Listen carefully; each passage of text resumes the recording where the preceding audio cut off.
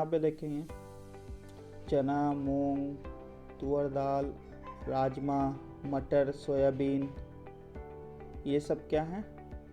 ये सब हैं पादप स्रोत जिनसे प्रोटीन मिलता है। ये प्रोटीन मिलने के स्रोत हैं ये सब।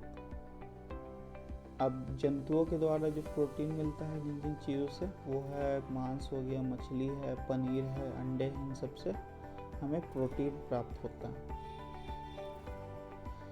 प्रोटीन की आवश्यकता शरीर की वृद्धि तथा स्वस्थ रहने के लिए होती है। प्रोटीन युक्त भोजन को प्रायः शरीर वर्धक भोजन कहते हैं, जिसे चित्र 2.5 में दर्शाया गया है। विटामिन रोगों से हमारे शरीर की रक्षा करते हैं।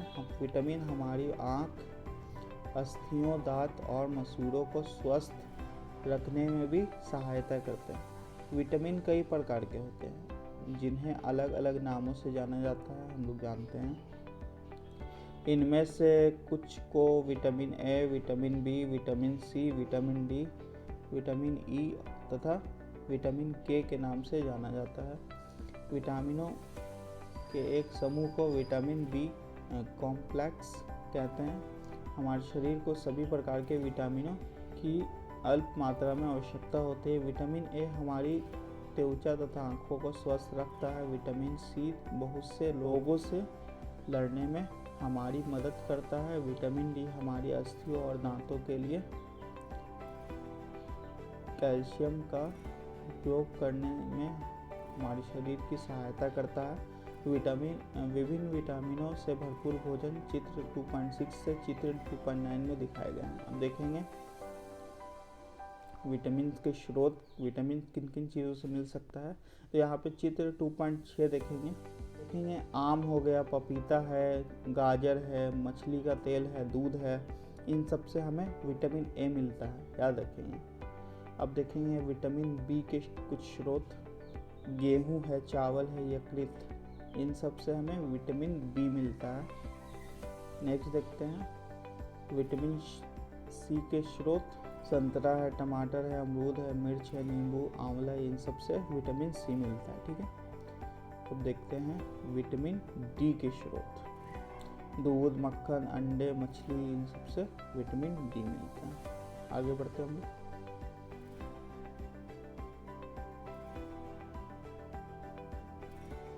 अब यहाँ पे देखेंगे आयोडीन के कुछ स्रोत कौन कौन से हैं। पालक है, अदरक है, इन सब से आयोडीन मिलता है। फास्फोरस के कुछ स्रोत कौन कौन से हैं, ये सब फास्फोरस के स्रोत हैं। और लौह के कुछ स्रोत और कैल्शियम के कुछ स्रोत, कुछ खनिज लवणों के स्रोत हैं यहाँ पे दिए गए फिगर 2.1.0 में। खनिज लवण के कुछ स्रोत दिए गए हैं। आगे बढ़ते हम लोग।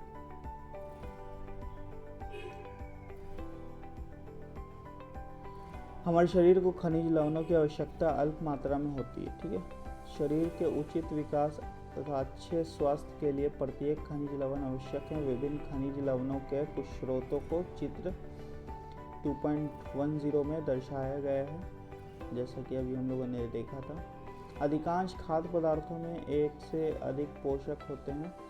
आपने भी सारणी 2.2 में परीक्षणों को लिखते समय इस बात को अवश्य देखा होगा। फिर भी किसी कच्ची सामग्री में एक निश्चित पोषक की मात्रा दूसरे पोषकों की मात्रा से अधिक हो सकती है। उदाहरणतः चावल में कार्बोहाइड्रेट की मात्रा दूसरे पोषकों से अधिक होती है। इस आधार पर हम ये कह सकते हैं कि चावल कार्बोहाइड्रेट समृद्ध भोजन है। ठीक है, इन पोषकों के अलावा हमारे शरीर को आहारी रेशों तथा जल की भी आवश्यकता होती है। आहारी रेशे न्यूट्रिएंट्स के नाम से भी जाने जाते हैं। हमारे खाने में न्यूट्रिएंट की पूर्ति मुख्यतः पादप उत्पादों से होती है। न्यूट्रिएंट के मुख्य स्रोत साबुन, खाद्यान्न, दाल, आलू, ताज़े फल और सब्जियां हैं।